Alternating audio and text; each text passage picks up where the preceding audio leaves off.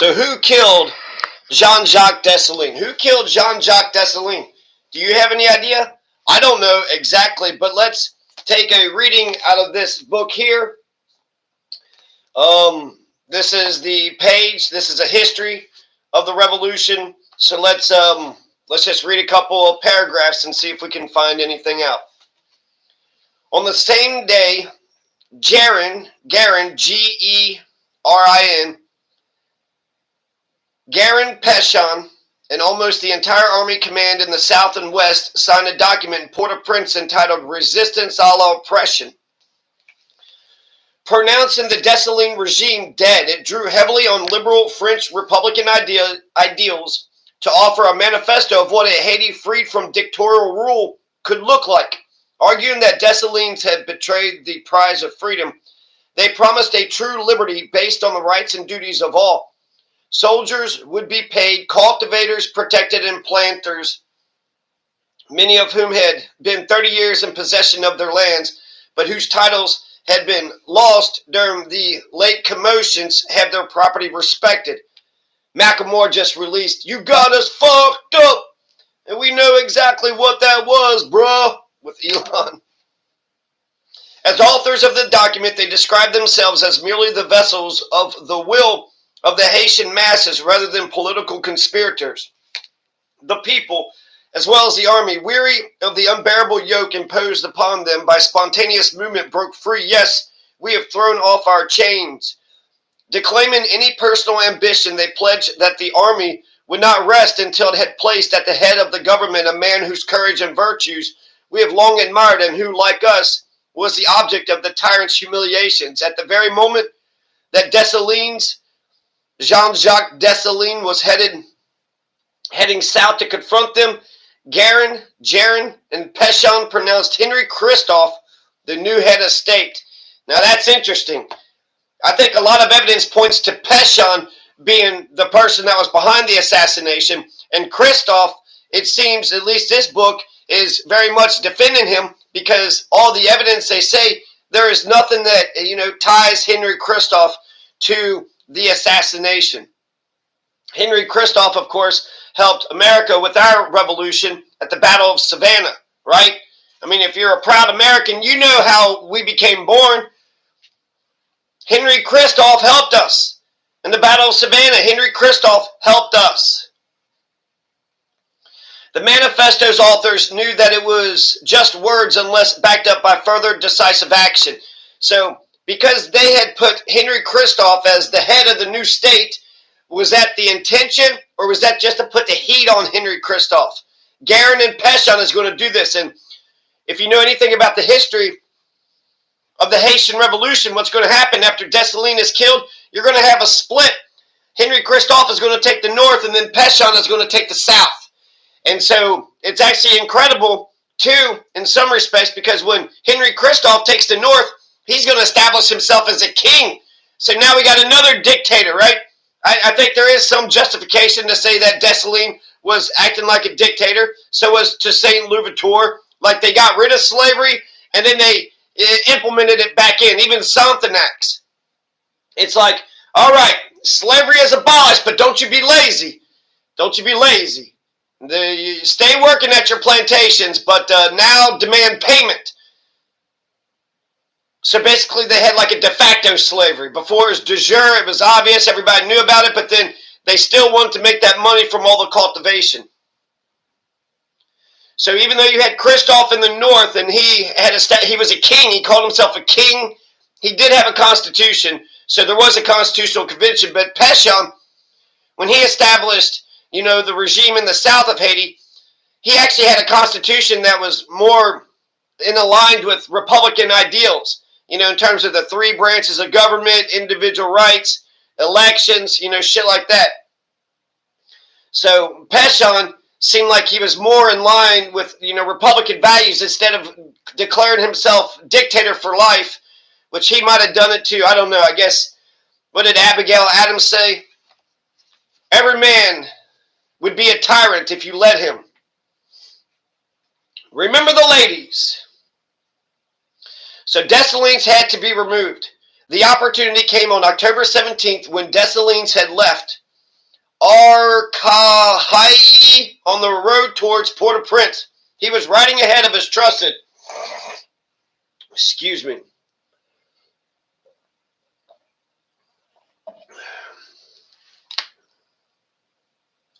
October 17th, Dessalines had left Arcahaie,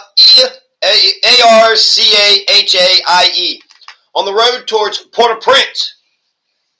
Dessalines was riding ahead of his trusted 4th Regiment with only a light bodyguard, unaware that the city had already risen against him. It was only when he reached the bridge at Pont Rouge in a wooded area on the outskirts of the city that he realized he was heading into a trap. Soldiers with fixed bayonets sprang from the trees to surround him, along with Guerin and General Yayu. So Guerin is there. Soldiers with fixed bayonets sprang from the trees to surround him, along with Guerin and General Yayu. So they were there. They were there at this assassination. And this is just, 1 year, 2 years after he had 1806? So just 2 years. Haiti has been free for 2 years. They had already arrested Toussaint. I don't know if he had already died in the prison or not. But Toussaint goes down, Dessalines picks up the baton, and he keeps on going forward. Dessalines' independence, his Declaration of Independence is, bon appetit. Mwah, mwah.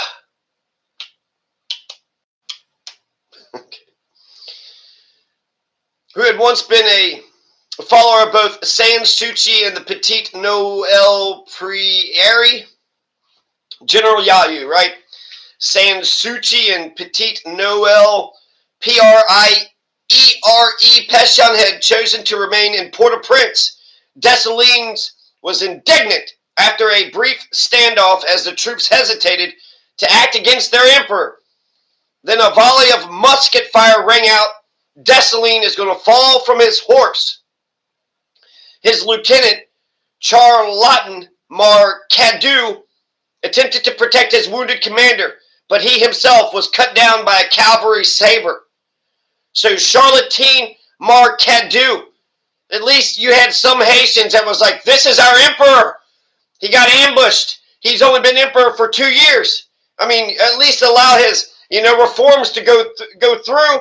You get 4 years, right? You're not really a dictator until you've been a dictator for the 5th year, right? That's how many years does it take to be a dictator? I like Dessalines out of history. If it wasn't for Dessalines, tiny island of Haiti defeated the French Empire. The French was even thinking about, under Napoleon, taking over New Orleans and then recolonizing up the Louisiana Purchase and then wiping out the English colonists. If Napoleon was smart, he would have adopted Louverture as one of his... Toussaint Louverture absolutely loved the French. He loved the French. And so even though he had organized the island in an independent and autonomous way, he said that he was a vassal state. He was an administrative unit. He liked the French culture. His letters are basically kissing Napoleon's ass. And Napoleon was like, oh, you like me, huh? Well, let's arrange a meeting and I'll just arrest you.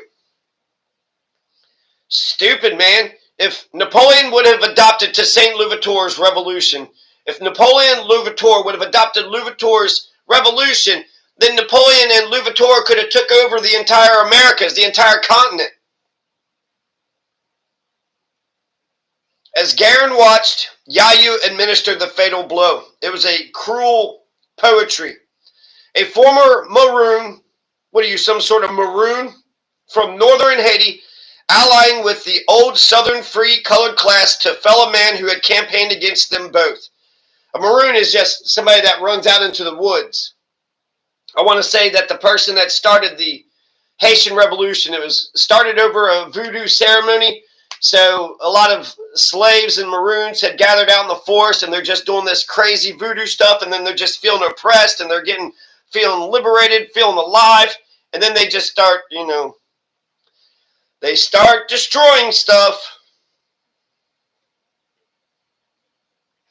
There was no ceremony of recognition, just the brutal stripping of Dessalines' corpse with his fingers cut off for their jeweled rings, and the dismembered body left abandoned in the road. Only later was it recovered by a woman named Defile, Defile, a camp follower devoted to Dessalines, who, according to Haitian tradition, placed his remains in a sack and then buried him in an unmarked grave, weeping in fear for the fallen country that she believed would be left behind in the wake of his murder. Guerin was keen to press on to Marchand to seize the imperial treasury, but Petion's cooler head prevailed. Rather than proceed north, they attended a Thanksgiving Mass in Port-au-Prince and then wrote to Christophe to explain their actions and pledge him their loyalty as Haiti's new leader. Guerin blamed the heightened spirits of his men for the mutilation of Dessalines' body, insisting that they were trying to arrest the emperor when he foolishly reached for his pistol in self-defense. Otherwise, the tone was entirely unrepentant. The South had acted to save Haiti from despotism. Petion wrote, "We should not have concluded our work, General, if we had not been penetrated with the recollection that there existed a chief calculated to command the army with all the latitude of power of which until now he had only the appearance. It is in the name of the whole of this army, always faithful, obedient, and well-disciplined, that we beseech you, General, to assume the reins of government and enable us to enjoy the plenitude of our rights and of that liberty for which we have so long fought." As Guerin and Petion took up their pens, a different narrative was being crafted just north of Port-au-Prince by Christophe's ally Andre Vernet, the Minister of Finance, alongside the scribes Justy Chanlotte and Boisron Tonnier. He penned a furious declaration lamenting the tyranny of parricide carried out against the nation's founding father and vowed to avenge the emperor or die. This document was also sent north to Christophe, along with a separate letter from Vernet describing the events around Dessalines' killing. The question was, which account of Dessalines' killing would reach Christophe first, and which side would he ally himself with? Vernet's dispatches were the first to arrive. Christophe immediately wrote back describing the great pain he felt on learning the news of this fatal accident so disastrous to this country. The emperor's death seemed to have taken him by surprise, but given the eagerness with which Guerin and Petion appeared to place themselves in service to Christophe as the new head of state, the question has always remained as to what he knew about the conspiracy against Dessalines. Jean-Jacques Dessalines. In the early 1840s, when the Haitian writer Thomas Madiou Madiou was compiling his epic history of the country, he interviewed many of the surviving protagonists from the independence era and claimed that Christophe was fully aware of the plot against Dessalines. Madiou wrote as a Republican partisan who was highly critical of Christophe and his later royal pretensions, and in his account, Christophe had already conspired against his emperor with Guerin's predecessor, unless Keynes. Man, what's up with these French words? I wish English would write French words the way that they sound. Do it phonetically, like how Creole does their words. C-A-Y-E-S. General Nicholas Geffrard. Geffrard's untimely death in May 1806 had prevented an earlier move against the emperor. His source was Dessalines, inspector of the agriculture in the south, Joseph Ignac, who reportedly discovered a cache of letters from Christophe to Geffrard complaining about Dessalines' rule. Instead of reporting them to Dessalines, he quietly destroyed the correspondence instead. Madiou admitted the plot was hearsay, but his need to make sure that Christophe's hands were equally dipped in blood have colored all subsequent accounts of the events at Pont Rouge. On the day Dessalines was killed, Christophe wrote to Romain, who had overseen the dispatch of Capoix, Capoix, only days earlier, to advise that with Dessalines moving against the southern insurrection, he should increase local surveillance to foil the plans of any malicious men. No other northern generals received such orders. Christophe's regular correspondence was only interrupted with the arrival of Vernet's news on October 19th. His shocked reply was dashed off so quickly that the handwriting changes halfway through the letter. The neat copperplate of his usual secretary, Julien Prevost, suddenly disappears, to be replaced by the looser and more urgent hand of another. Christophe sent a further 3 letters to Vernet that day, urgently asking for more updates and ordering that the capital at Marchand and the imperial family be protected. He sent general orders written with tears of blood to all of his divisional generals with the news and ordered their troops to be placed on high alert. Particular attention was paid to the garrison at St. Mark, the closest city to the border with Haiti's western province. Christophe sent a further 2 officers direct to Port-au-Prince with a letter for Petion asking for more details about the killing. He wrote of his dismay on learning of Dessalines' death and expressed his trust that Petion would do whatever he could to prevent potential disorder in his ranks. Christophe's letters to Vernet and his officers were passionate, but his tone to Petion was cool and businesslike. Since the siege of Jacmel 6 years previously, there had been no love lost between the 2 men. The siege of Jacmel.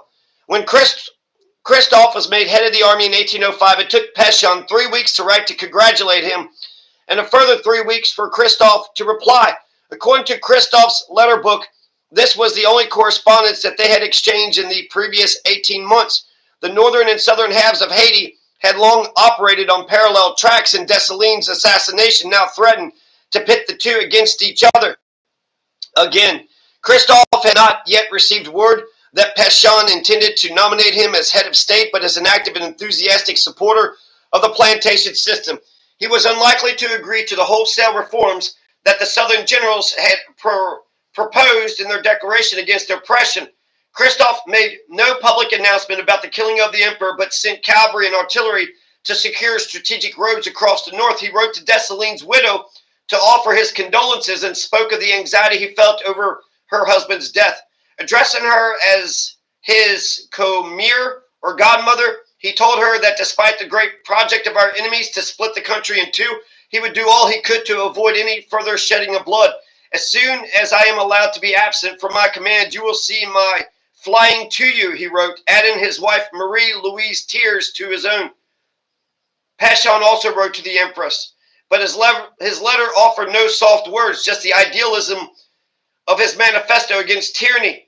He explained how Dessalines had profaned his title, so the sacrifice of her husband had been a sadly necessary one. Petion is writing to the Empress like, hey, you know, it sucks your husband died, but tyranny must fall. Resistance to tyranny is obedience to God. And don't forget how Dessalines had profaned my title. He said that I wasn't the captain. He didn't think I was a captain. He would always call me Capitan. What's up, Capitan? Doing it all shitty, you know. I'm a captain. I'm not a Capitan. I'm a captain. Chief Capitan. You can call me Chief Capitan anytime. I don't like how Dessalines' wife, the widow, the Empress, actually acted afterwards, frankly. As he praised her personal virtue, Petion asked her to forget who she had been married to, and in the name of the army offered her, instead of the cold comfort of being the adopted wife of an entire country which knew no hatred except against one oppressor. When Christophe finally received Guerin and Petion's manifesto and accompanying letters, he wrote to Vernet to say how they had troubled him, and he would need to reflect carefully on their contents. Without giving any indication of his likely course of action, he urged his comrade not to be afraid, but to keep confidence in him and his military strength. But his mind was made up. He may not have played a part in Dessalines' demise, but he would not fail to take advantage of it. He summoned his generals to Milot, and presented them with the evidence from the south. In response, they pledged him their loyalty. And urged him to take up the reins of government that he had been offered. It will not be a chief that we will have, they wrote. It will be a father surrounded by his children who will aspire to nothing but their happiness and their prosperity. The choice of language was carefully measured, In Christophe's private letters, he continued to respectfully defer to Dessalines as His Majesty, but in recognition of the changing situation, he now allowed the publication of a declaration that referred to the emperor as the head of a hydra that was about to devour us. On the same day, he made his first replies to Guerin and Petion to accept the position of head of state. Judging their actions to have been a cruel necessity, he was prepared to answer their call to the honorable and painful place of government. He repeatedly underscored his lack of ambition as he undertook to serve the country, but nonetheless showed that he would now not merely react to events, but would seek to shape them himself. He called for order from the southern and western armies, subtly mentioning that his own soldiers were freshly paid in provision. Christophe also demanded a new constitutional settlement to be agreed by a national assembly. I will tell you the time and place where this assembly should be held and the number of members who should participate, he advised. Guerin Petion, the notable, enlightened, and friendly men who would make up this body would be crucial to shaping the new political landscape. Crucially, Christophe refused to travel to Port-au-Prince. Instead, he had Petion send his envoy, General Bonnet, by ship to the north in a careful piece of political theater. Bonnet was summoned to meet him in the imposing mountain fastness of the citadel. The meeting did not go well. Christophe had just learned that two of Dessalines' secretaries, Edini Mentor and Boisrond Tonnerre, the man who had put irons into Haiti's Declaration of Independence, who had put iron into it, had been executed in Port-au-Prince. No shit. Boisrond Tonnerre. He was executed. Haiti's Declaration of Independence is now going to be immortal, right? I'm sure everybody, especially in America, the age of revolution. I mean, you had the Cuban Revolution, the Russian Revolution, the Chinese Revolution. You had the Haitian Revolution right after America's Revolution, then the French Revolution, and then the Haitian Revolution. This is the age of revolution.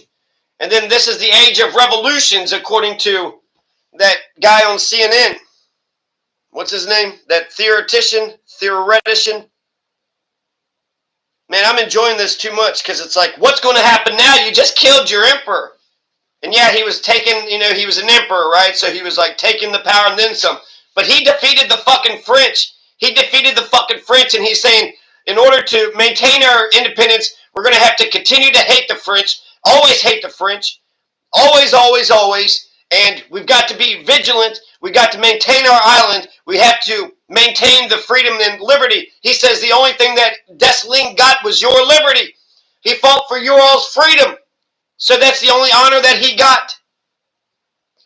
Toussaint Louverture went down. If it wasn't for Dessalines picking up the baton and conquered the French, America was too afraid to confront Napoleon. They conquered the French. That was one of the biggest empires of the day. A little tiny island of Haiti conquered the French. They put their biggest, it was like Vietnam, they put their biggest, ships and armies against them. And then as Leclerc was dying, he was like, maybe we should just exterminate everybody and then just re-enslave the damn island. So to show you how wicked they were, that's how they were going to win that war. What if we just murder everybody and then put other slaves that don't know nothing about nothing back here? That seems to be the only way I can figure. That's the only way we're going to win this war. Absolute genocide, absolute wiping out the entire fucking island. But Leclerc is going to die of yellow fever, and the Haitians are going to be victorious. And what the fuck was Napoleon's problem? He's going to go back to Haiti to re-enslave Haiti? Once you have that genie out of the bottle, you're going to put the genie back in? Okay, I know you guys, we were talking about freedom and independence, and I know that you've been enjoying freedom and independence, but why don't you go back to being slaves? Did you ever think about that? Why don't you be our slaves again? Why would we do that? Well, I want to exploit your labor and make some money. I want to make as much money as they were making, so it was like the crown jewel of the Caribbean. So the colony was making a bunch of money for France. But why? Because it's a tiny island with a bunch of mountains. And then you just pick a different island. Pick a different island. South America, North America, all these things, there's a lot of areas that still are uncolonized. Why are they saying, this island is absolutely crucial, this island is key? I don't know, Christopher Columbus, when he came in, he landed in El Salvador, but he also landed in Haiti. I forget which one was first, but one of them, it was like Haiti was like one of the first ones that Christopher Columbus landed on. So I wonder if just the current, the waves of the Atlantic Ocean just kind of takes the boats from Europe into the Caribbean instead of to the coast. But the Pilgrims, they were able to land up in Plymouth in Massachusetts. So what am I saying? I don't know. I'm trying to figure out, why would France just pick a damn island out of nowhere? They colonized them with, slaves, people from another country. So they could have easily just picked a different island, colonized it, and then put whatever slaves they wanted on it. But it's like they wanted the glory of the past. We wanted to fight that glory of the past. We want to fight the current thing and then bring back that glory of the past. Which is ridiculous, because Napoleon is actually going to benefit from the revolution. They're going to do elections from now on, and then he says that he was a general when the revolution was going on. So he was like winning, campaigns, I want to say in Egypt or Ethiopia, Italy. So he's out and about while the revolution is happening, but the revolution, the Republic is sitting there saying, look at our great Napoleon. We are winning wars. And then when he went around with his Napoleon coat, he was actually advancing a lot of nations all around him. So no matter what his feelings were with the revolution, Napoleon definitely benefited from the revolution. He benefited personally. And then why did the French people fight for Napoleon so, hard and righteously? Because they were free men. They were free men, and so they freely fought for the Republic and for the freedoms that they had just. That's why when they defeated the Germans were like, how come they love their country so much? The Germans were like running away, and the Frenchmen were just coming at them and kept coming at them. And they're like, how come our people are running away while the Frenchman is, proudly charging in? We need to start brainwash. That was the solution for the Germans. We need to brainwash our people into loving this country. Why don't you actually give them a good country that they can be proud of? And then when you're conquering other nations, it's because they believe in tyranny and dictatorship and oppression. Now we have to we got to invade Cameroon. That's a 40-year dictator. What kind of fucking American are you? You just want a fucking tyrant? Did you not read the goddamn motherfucking Constitution or the Federalist Papers? Do you have no idea? What about the preamble? Yeah, I'm sure you keep those 6 end objects in your head at all times, right? At all times, I'm sure. I'm pissed off that they killed this Boisron Tonnerre. Boisronderre. Christophe angrily accused Bonnet of trying to hide these crimes and loudly claimed that the insurrection against Dessalines had been driven by Southern ambition rather than principle. Bonnet retorted that had that been the case, they would have simply driven north and overwhelmed Christophe's troops as well. The meeting degenerated even further when Christophe discovered that Petion had subverted Christophe's authority as head of the army by quietly placing one of his own supporters in a key army position. Do I not have the right to make promotions? I, who have been proclaimed head of the government, he declaimed. Well then, I will also make myself strong, and I will not let my throat be slit like Dessalines. Any fragile trust that might have existed dissolved into suspicion and accusation. When Bonnet left for Port-au-Prince, he refused Christophe's offer of a military escort and later reported to Petion that northern troops had tried to ambush him at Gonaives. They tried to ambush me in Gonaives, man.